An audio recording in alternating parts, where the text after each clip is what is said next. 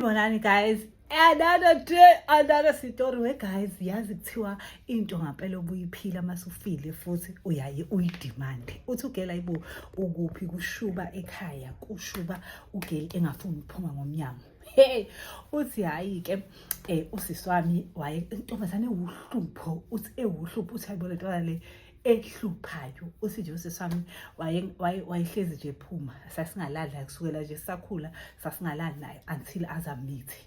So njalo linda abazali belala aphume ngewindo. Uthi lapha ekhaya ku-stricting, uthi njalo linda abazali behambe aphume ngisho sezele ingane yakhe yakhula imbona ephuma ngewindi ashiye emadodeni. Uthi wayewathanda abafana ngendlela uthi ungathapha ugcatshwe ngabo kangalaleki ekhaya. Uthi mhlawumbe in 5 days wayelala mhlawumbe 1 or 2 days ekhaya, the rest of the days ulele bafaneni.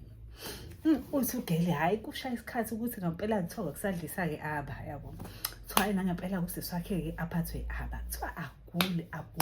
Kuthiwa abongishe egula umbone nje ukuthi uyafisa ngathi nje mesinda la uyavuka uye ebafaneni indlela abafana wayebathanda ngayo.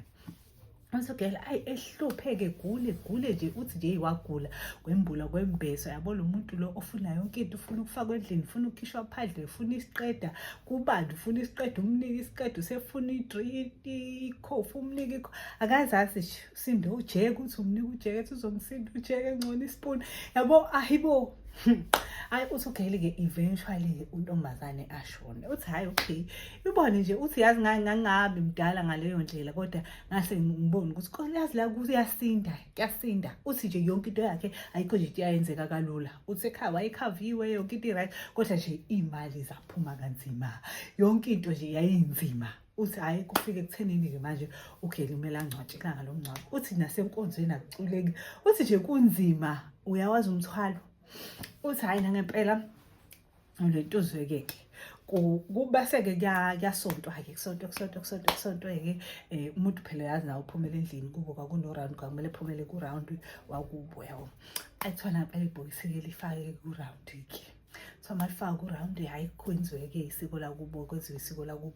Kuthiwa hayi mase kuthiwa kuyaphunywa kuthiwa ibhokisi lale uphume emnyango. Kuthiwa lapho lincane kunomnyango kodwa aliphumi. Mase kumele nje liyophuma emnyango aliphumi ibhokisi. Kuthiwa ladikwa ibhokisi mhlawumbe kwaze kwacishe kwaphela i-hour luthi ibhokisi ukuphume phandle. Ayi kuthiwa ngampela-ke manje ifamily zibe worried athethiswe atshene ukuthi ayenziwa lento yenzayo were vuma phela ntombazane ukuthi uphume luthi ibhokisi ukuphuma ngomnyango.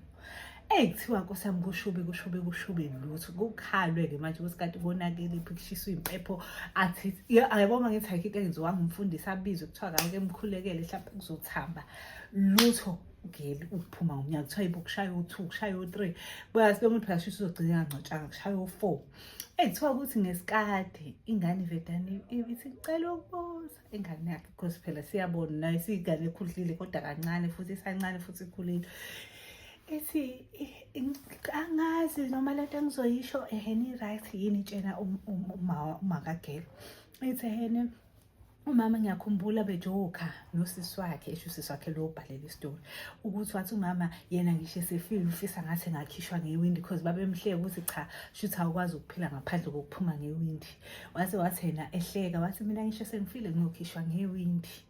Wathi ugele manje angazi ukuthi kusho ukuthini lokho. Hayi uthi usisi wakhe nami ngikhumbule uthi lapho ijoke endala useyingane ziyasiza sometimes ngoba ilalela indaba zabantu abadala. Uthi lapho ngikhumbula uthi asake sajoka leyo but I don't think ukuthi ngaba uthi nje kuthiwa le ngane yahlanya le yabo bengayinaki nje. Uthi hayi phinde kuzanye yayibona ukuthi intombazana ayiphuma. Kuthiwa azathi umama anizame yona lento eshiwo ingane because izinto umuntu azishe saphila ngisho athi uyadlala i-universe iyalalela. Mhlawumbe ugele ufuna ukuphuma ngewindi. Kuthiwa hayi lingaphuma ibhokisi kuze kuhwalala. Ngithi wayiphuma selihwalele kuthiwa kuze kuhwalale kuzanywa. Kuthiwa idea ukuthi akhishwe ngewindi nje ukube ivume sekuhwalele ngoba vele naye wayiphuma sekuhwalele. Kuthiwa una ngempela kunede kuhwalale. Kuthiwa uma wakhe ake nimzame noma nimkhiphe ngalo lelo windi. Kuthiwa nje vele iphume ukuthi nje ibhokisi lingabi nankinga ndawo. Ugele wangcwatshwa ebusuku into eyayingakaze yenzeke. Kuthiwa wangcwatshwa ebusuku ugeli. Kuthiwa kwa umngcwabo wakhe ungenzima bathi nje kwaze kwacishe kwasa kumngcwabo kageli. Kuthiwa nje hhayi wonke umuntu wabuya nje emngcwabeni engafisi lutho, wonke umuntu wahamba wayolala.